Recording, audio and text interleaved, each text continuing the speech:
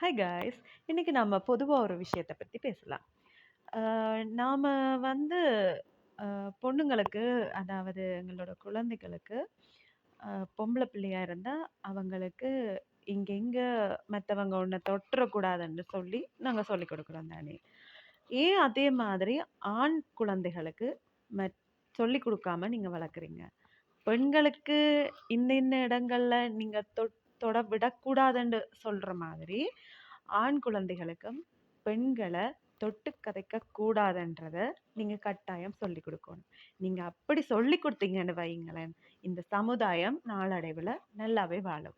அப்படி சொல்லிக் குடுக்காம வளர்க்கறதாலயோ என்னவோ தெரியல, நாட்டுல நிறைய துஷ்பிரயோகங்கள், பாலியல் பலாத்காரங்கள் நடந்துட்டே இருக்கு.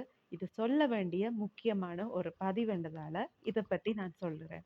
ஆகவே பெற்றோர்களே, வளர்ந்து வர அந்த சிறு பயிர நீங்க விதைக்கிற விதை தான் அது மரமா வாருது.